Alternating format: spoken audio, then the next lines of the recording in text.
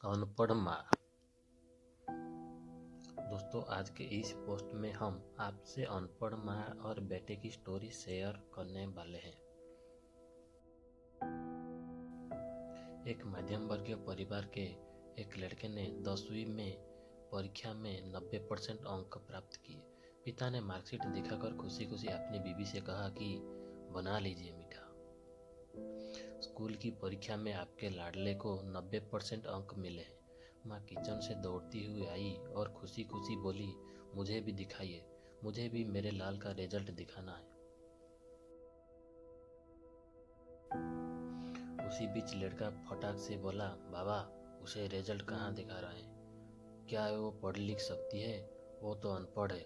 असंपूर्ण भरी आंखों को पल्लू से पूछती हुई माँ दलिता बनाने चली गई।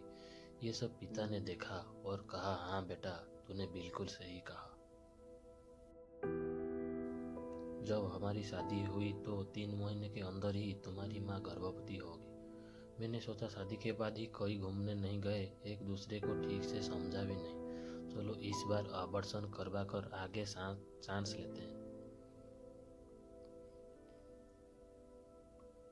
लेकिन तुम्हारी माँ ने जोर देकर कहा, नहीं घूमना फिरना और आपस में समझाना, यह सब कुछ बाद में।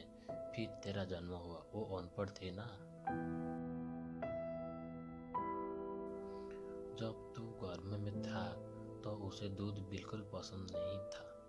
उसने तुझे स्वस्थ बनाने के लिए हर दिन 9 महीने तक दूध पिलाया, क्योंकि वो अनपढ़ थे ना। तुझे सुबह 7 बजे स्कूल जाना रहता था, इसीलिए सुबह 5 बजे उठकर तेरा मनपसंद नाश्ता और डिब्बा बनाती थी, क्योंकि वो अनपढ़ थी ना।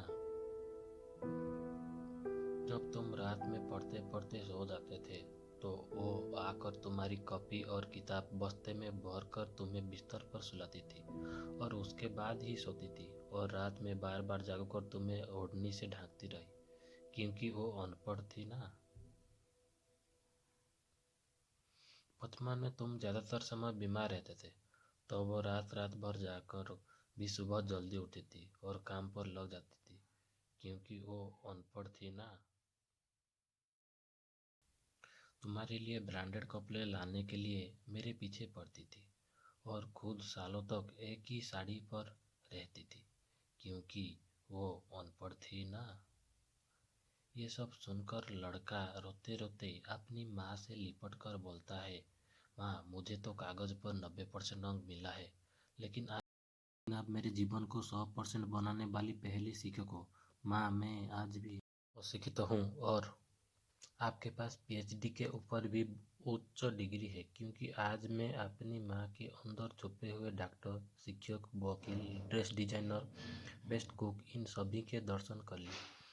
माँ मुझे क्षमा कर दीजिए।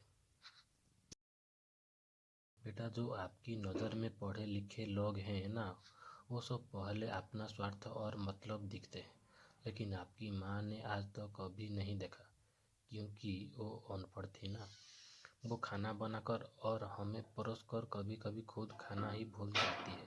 इसलिए मैं गर्व से कहता हूँ, तुम्हारी माँ अनपढ़ है ना। I love you mom.